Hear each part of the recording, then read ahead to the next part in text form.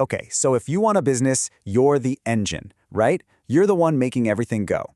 But what happens if that engine just stalls? We're going to dive into something that's super important, but honestly gets ignored way too often. How to protect your business if you get taken out of the picture by a disability. Let's jump right in. I know it's a tough question, but you really have to ask it. If you got sick or hurt and couldn't work for months or even longer, would your business even survive? Would the doors stay open? Could it take that kind of financial hit without you there? That's the core problem we're tackling today. All right, and this is the first big mistake people make. You might think, hey, I've got a personal disability policy, I'm covered, and that's great for you. But that money, that's to pay your mortgage, to buy your groceries. It is absolutely not designed to pay your company's rent or make payroll. That's a whole different ballgame and a massive risk. So let's start with the most basic problem, right? If you're not there bringing in the money, how in the world do you cover the day-to-day bills? I mean, how do you literally keep the lights on? Okay, so the first tool in our toolbox is something called Business Overhead Expense Insurance. We'll just call it BOE. Now, the key thing to get here is that this policy pays the business, not you. Its only job is to cover those fixed costs, the overhead, so that there's a healthy, running company for you to come back to. Pretty smart, right? And when you look at what it covers, you see how practical this is. We're talking the big stuff, rent, utilities, and maybe most importantly, your employees' salaries. It can even pay for someone to step in and do your job for a while, which, that could be a total game changer. All right, theory's great and all, but let's see how this works in the real world. Let's imagine we have a small practice owner. We'll call her Dr. Miller.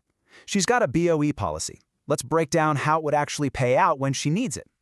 So first things first, her policy has a cap. It has a limit. It's designed to cover her actual business expenses up to a maximum of $4,500 a month. Think of that number as the ceiling. So let's say 1 month her clinic's overhead adds up to $3,950. The policy pays the business that exact amount. Simple as that. It reimburses for what was actually spent. But what if she has a bigger month? Let's say her expenses hit $4,700. Well, in that case, the policy pays up to its limit, that $4,500 ceiling we talked about. The business would have to find that extra $200 somewhere else. So you can see it's a reimbursement, but only up to that specific cap. Okay, so BO insurance, awesome for keeping the lights on. But what happens when it's not just you? What if you have partners, a disabled partner? Well, that creates a whole new set of problems, both for running the business and for the money side of things. Which brings us to our next big topic, protecting the partnership.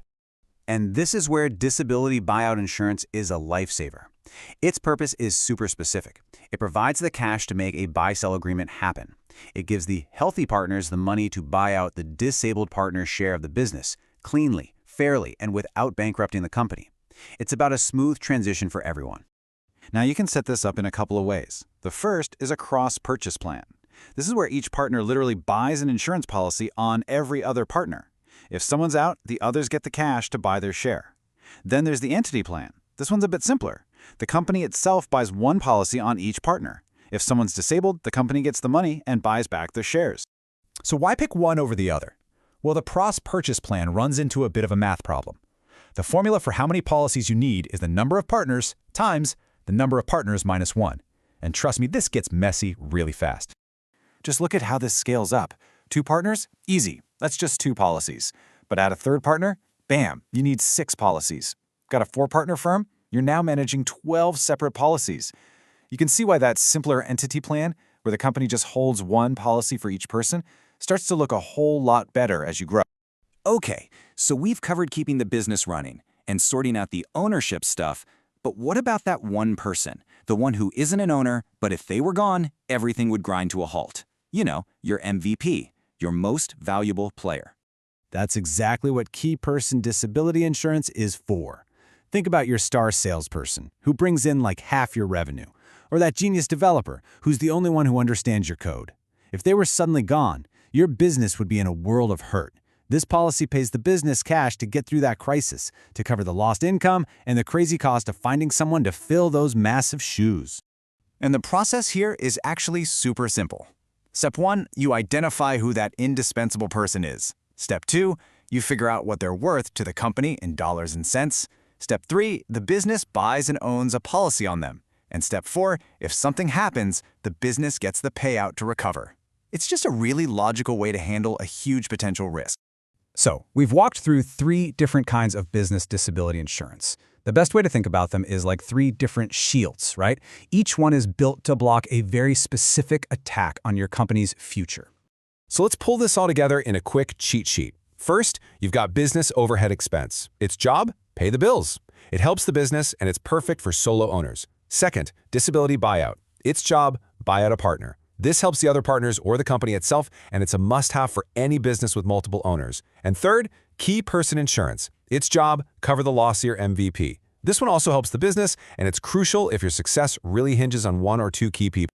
And that really brings us right back to where we started, to that big question. This isn't just about protecting you. It's about protecting this amazing thing you've built. So is your business actually set up to survive losing its most valuable asset, which is you? Because honestly, having a plan for that might just be the most important business decision you ever make.